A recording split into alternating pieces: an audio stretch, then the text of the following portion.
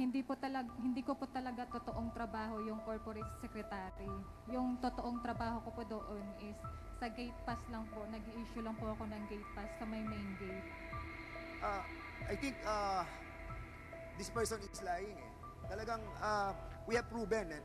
Kaya kanina medyo naaawa tayo. Even us, the first time I saw her, talaga naawa kami. Single mom. Diba, babae, ang sweldo, mababa. Pero in all reality, may problem. May problem tayo dito. Dami sila, but they allowed to be used by the Chinese people. You were... Managot po yung totoong nananagot. Hindi po yung katulad ko na inosente na ginagamit ng puno.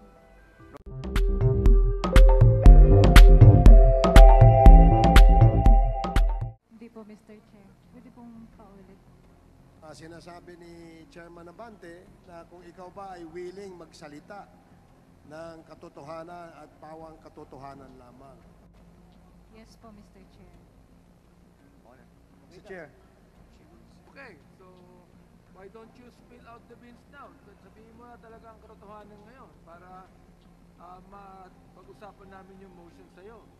Ay, yung reconsideration. Pag-isabi na sa amin ngayon. You can now relate that story now. Mr. Chair, good afternoon po. Hindi ko po talaga totoong trabaho yung corporate secretary. Yung totoong trabaho ko po doon is sa gate pass lang po. Nag-i-issue lang po ako ng gate pass sa may main gate. Mr. Chair. Mr. Chair. Mr. Chair. Para mapabilis po tayo. With the indulgence of Chairman Abante, because Chairman Abante has the floor. Is that okay, Chairman Mr. Abante? Chair, I think it's already 5 p.m. and we need to go back to Manila. Isa na lang tatanong ko sa iyo, Ronaldin. Ronaldin, meron kang bank account, di ba? Meron po. Meron kang bank account. Meron ka rin cheque. Meron kang cheque. You're under oath, tatandaan mo ha. Meron kang cheque. Ilang cheque na na-issue mo mula na maging corporate secretary ka? Hindi ko na po matandaan. Marami ka na na-issue ng mga cheque. Yes po. Di ba? Yes. Ano ang pinakamalaking in-issue mong cheque? Pinakamalaking in-issue mong cheque, how much? Nasa 500,000.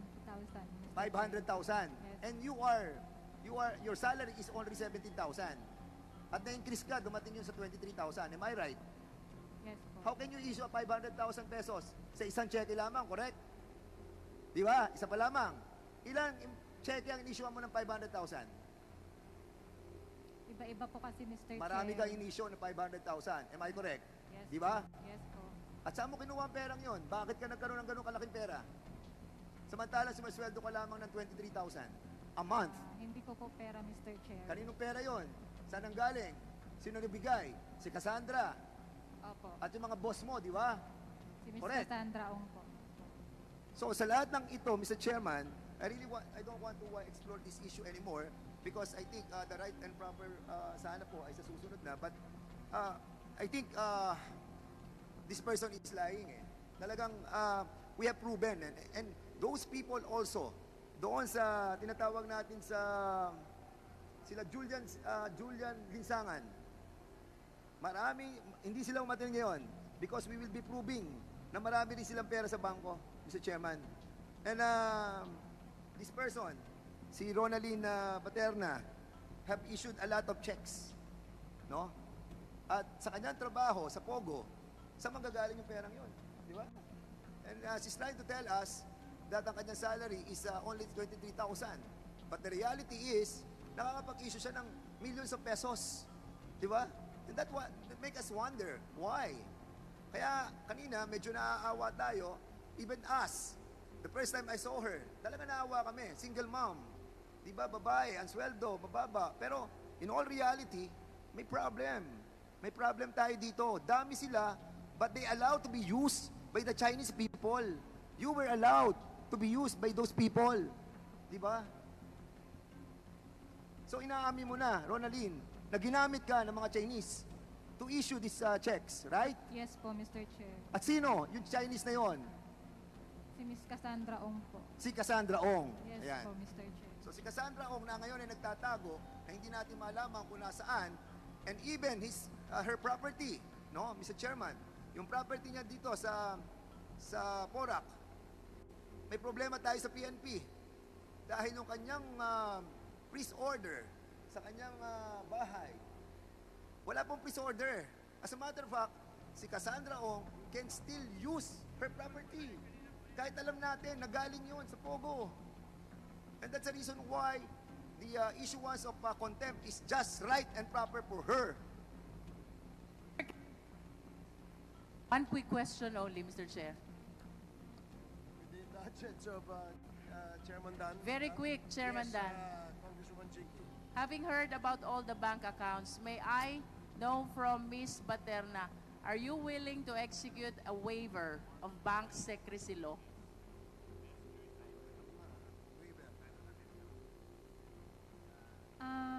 Naka-close na po yung account, Mr. Chair. Nonetheless, it is still protected by the bank secrecy law. So the question, Ms. Baterna, ikaw ba handang pumirma ng waiver? Binibigyan mo ng karapatan ang Quadcom na makita lahat ng bank transactions mo. It is answerable by yes or no only. Yes po, Mr. Chair. Mr. Chair, I'm requesting the Quadcom to facilitate the necessary waiver as manifested by Ms. Baterna. And as a follow-up question, Ms. Baterna, ano po ba ang mga bangko ninyo? China Bank po. China Bank, what branch? Angeles, Mr. Chair. What else? Yun lang po, Mr. Chair. One bank only? Yes po, sa akin, Mr. Chair. It's quite hard to believe, Ms. Baterna. Yes po, Kung Mr. ikaw Chair. magwe-waive, make sure you waive all bank accounts. Yes po, Mr. Chair. I'm requesting the Quadcom, Mr. Chair, that we facilitate the necessary waiver. Thank you, Mr. Chair. Mr. Thank you, Chairman, Congresswoman Jinky. in addition to... Please Okay. let the chair make a quick statement with respect to the manifestation of Congresswoman Jinky. So, the Secretariat is directed to coordinate with Ms. Baterna with respect to waiving her right and giving access for the committee to look into her bank records and that she is willing to tell all to this committee. Yan lang ba ang bank account mo? China Bank lang? Yes po, Mr. Chair. Wala ka na ibang bank account? Dati po meron AUB pero hindi ko nilipat ko na po kasi sa China Okay. Bank, Mr. Sige. Chair. Chairman Dan Fernandez. Miss Ronaline Baterna, alam mo, sa totoo lang, talagang gustong-gusto ka namin tulungan. As a matter of fact, kung tatanungin mo, kasi single mom ka, gusto na namin sana makauwi ka na ngayon. Unfortunately, yung mga ebidensya that na nakuha namin leads to the fact that nakapag-issue ka ng mga cheque at si Cassandra Ong nagpadala sa iyo ng malalaking pera. If I may, no, if I may ask you, no, yung Whirlwind Corporation, nagpadala rin sa iyo ng malalaking pera doon sa checking account mo. Mr. Chair, sa totoo niyan, yung mga pumapasok po na pera dun sa checking account ko, hindi ko po alam. Hindi mo hawak yung account? Hindi po, Mr. So, Chair. sino ang mahawak ng account? Kala ko sasabihin mo lahat. Sabihin mo na lahat para at least tulungan ka namin. Kasi po, Mr. Chair, meron po akong sarili, yung savings ko po. Aside po sa savings account na personal ko, meron po akong checking account na parang pina-open lang po para lalagyan po nila ng pera. So, ibig mo sabihin, ikaw nag-open ng checking account, pero hindi ikaw may hawak ng checking account. So, in other words, sila nakakakuha, sila nagwi-withdraw. Yes po, Mr. Chair. Pinapapirma lang po nila sa akin. So, in other words, Mr. Chairman, talagang ginamit siya ng mga Chinese personalities at sila po talaga yung ginagamit. Not only as a incorporator, but as a window for the issuance of checks. And at the same time, yung exit and entry ng mga pera, nagagamit po yung ating pong mga kapwa Pilipino. We sympathize with you, Ronaldin. But the very fact na talagang mali yung ginawa mo, and yun sana ang inaasahan namin sa iyo nung last hearing kung nasabi mo ang lahat. Baka meron ka pang gusto sabihin, Ronaldin. Sana po managot po yung totoong nananagot, hindi po yung katulad ko na inosente na ginagamit lang po. Ronaldin, kasi ako, naniniwala kami na yung NFC Mirales and Partners, we invited them over. Kasi sinabi nila na sinabi mo na sila ang kumontak sa'yo, di ba? At si, what's the name of that guy na kumontak sa'yo from the law firm? Attorney, Attorney Abby po. attorney. Abby po yung pakilala po sa akin.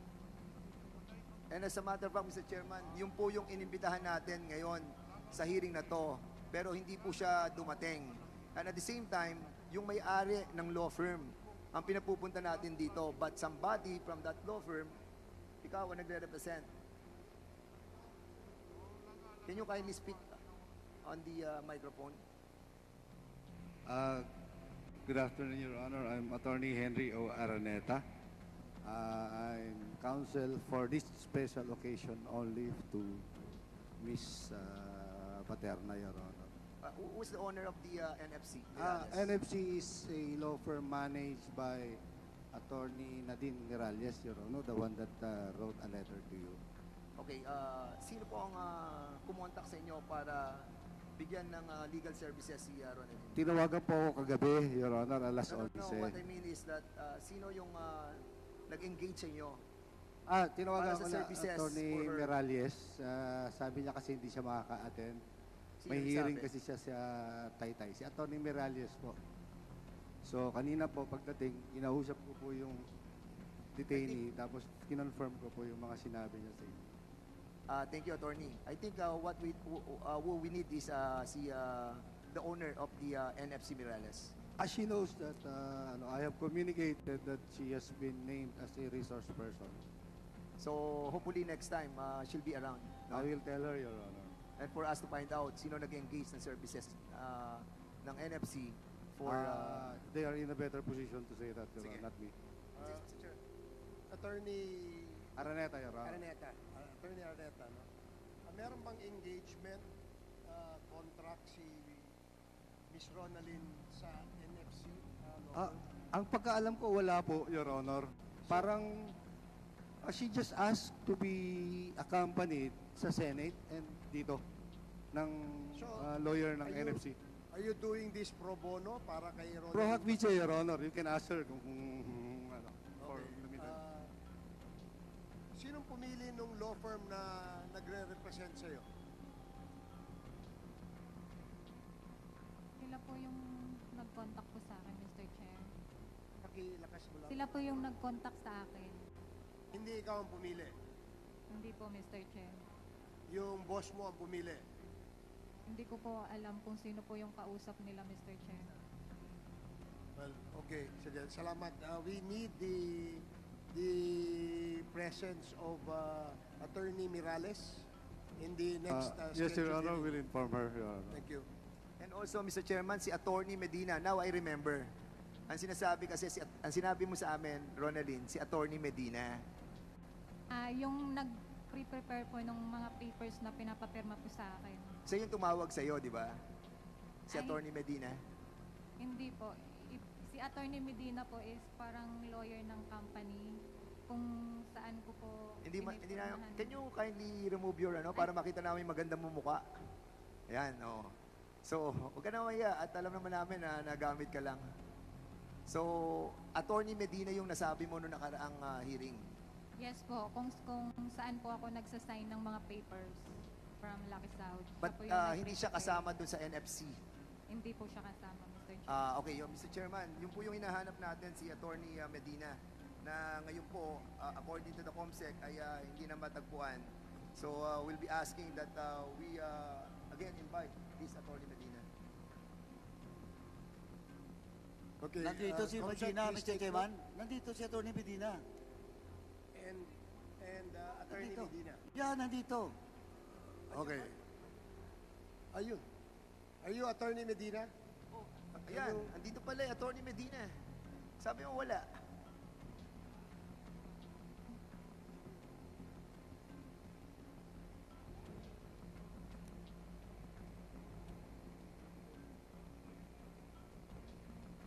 Mr. Chair, pwede ba ako magtanong?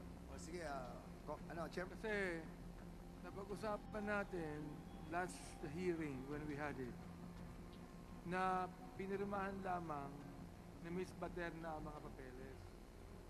Pero ang gumawa nung pinirmahan niya ay yung mga abogado. Tama ba ako, Ms. Baterna? Tama po, Mr. Chair. Okay.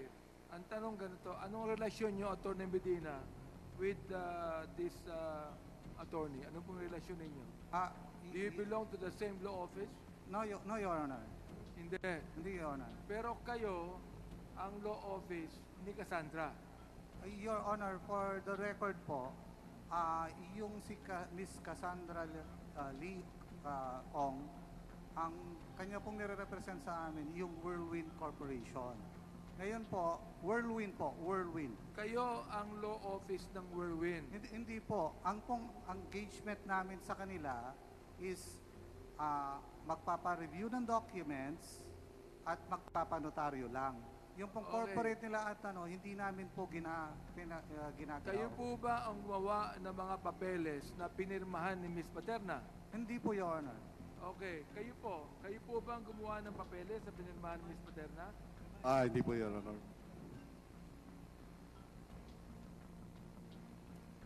Nag-oath na po ba kayo? Nag-oath na kayo? Your Honor, hindi ako nakapag-oath, believing that I'm not a resource person. Nag-oath na po, Your Honor. Nag-oath na ho kayo? Yes po, Your Honor. Pwede ba natin mapag-oath itong si attorney para makita natin? Pwede ba kayo mag-oath? Yes, Your Honor, but... Kasi tinatanong kayo rito, kaya mag-oath kayo. Baba. Sige po. Okay. Hindi pa ba nag-oath? The COMSEC is hereby directed to take the oath, administer the oath of these two resource speakers. Yes, please. Mr. Chairman.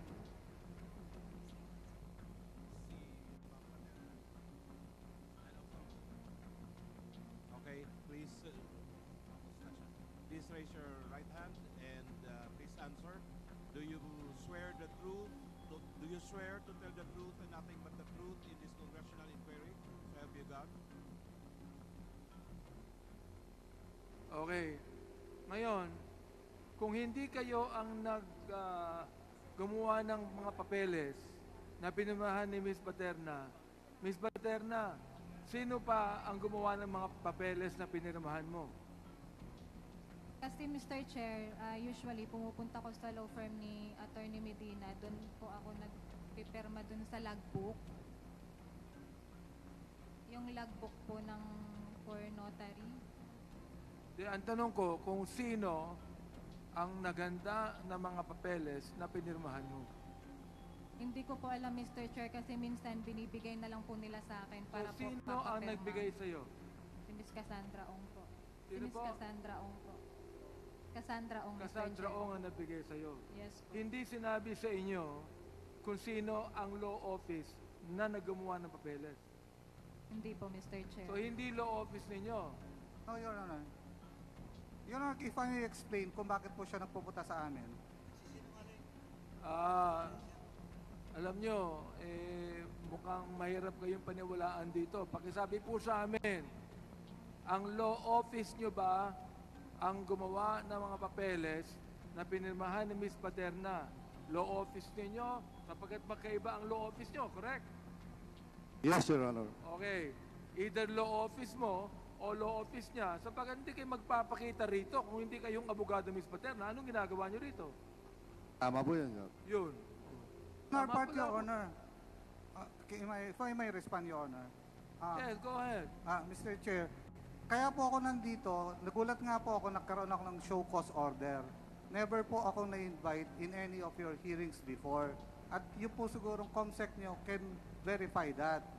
Kaya po ako nandito ngayon kasi po binigyan po ako ng show cause order na na-receive ng office namin.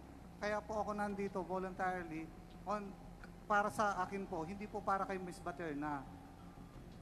Mr. Chair, para magkaliwanagan,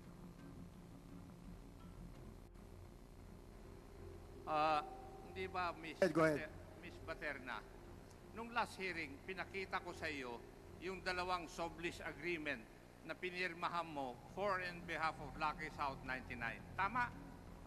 Tama po, Mr. Chair. Sinabi mo doon sa hearing na yon, pirma mo. Tama po, Mr. Oh. Chair. Tinanong ko sa iyo, sino ang nag-prepare nun? Ang sinagot mo, Attorney Medina. Yes, Tama? Mr. Chair. O, yun ang dahilan, Attorney, kung bakit ka nandito. Yes, Your Honor. I understand, Your Honor. Pero hindi po ako. Ngayon, will you answer? Yeah, yung I will tanong, answer ikaw that. ba ang gumawa ng mga dokumento na yun? Your Honor, yung pong unang lease contract, which is between Sublease contract yun. Yes, Your Honor. Yes. Sublease agreement, Your Honor, na sinay ni Stephanie Mascareñas. Ikaw ang gumawa nun? Ganito po. Yes or no? Yes, Your Honor. Yes, Your Honor. The first, Kasi, the first contract. ka pa eh. Thank you, Your Honor. Yun ang katotohanan, bakit nandito si Atty. Medina? Dahil binanggit ni Miss Ronaldin yung pangalan niya na siyang tigagawa ng mga dokumento na pinirmahan niya. Thank you. May katanungan ako sa iyo, Ronaldin. Kanina sinabi mo na yung checking account na nasa pangalan mo na kung saan naglalagay ng malalaking pera si Cassandra Ong ay hindi mo hinahawakan. Kung hindi mo hinahawakan yung checking account na yon, sino may hawak ng checking account na nakapangalan sa iyo? Si Miss Cassandra Ong po. Pag may ano lang po siya, yung pinapasulat, ako po yung nagsusulat. So lahat ng malalaking pera na nanggagaling sa outside of the Philippines, pumapasok sa checking account na nasa pangalan mo at ang kumukuha nun ay si Cassandra. Hindi ko po alam, Mr. Chair, kung may pumapasok. Kasi nga po, hindi ko po hawak yung account, nung checking account, Mr. Chair. Kasi alam mo, Rona, tutulungan ka namin talaga dito. Pero may nakikita ako na yung perang nanggagaling kay Cassandra Ong, lumilipat sa checking account mo. So, ang tanong, sabi mo kanina, hindi ka umahawak ng checking account mo. Hindi si Cassandra ang may hawak ng checking account mo. Sino? Miss Cassandra Ong lang po yung nakakausap ko, Mr. Chair. Wala na pong iba. Siguraduhin mo, Cassandra. Siguraduhin mo, Yes, Kasi Mr. we will Chair. try to find out. Amlak, andyan ang Amlak. Can you kindly, kasi I think you are willing to issue a waiver, no? Are you willing to issue a waiver to find out yung Yes. track of your accounts? Yes po, Mr. Chair. Can you kindly help this committee to find out the trace of money between Cassandra Ong and Miss Ronaldin Baterina? Mr. Chair, if we will already get the waiver that will make the action of AMLAC faster, because if we don't have the waiver, we still need to secure authority from the Court of Appeals to conduct back inquiry. But if Ms. Materna will already issue a waiver, AMLAC can act faster, Mr. Chair. So, again, Ronaldin, you are willing to execute that waiver. So, we'll be asking the COMSEC to execute a waiver and for you to sign it. So, Mr. Chairman, I think it's really getting late at nakikita na po natin na medyo kumukulimlim na. And our apology to all the resource speakers who have not been asked by the members of this Quadcom. But rest assured, in the next hearing, we will be prioritizing those resource persons who have not been asked. No? So, Mr. Chairman, I have no further question to our resource person.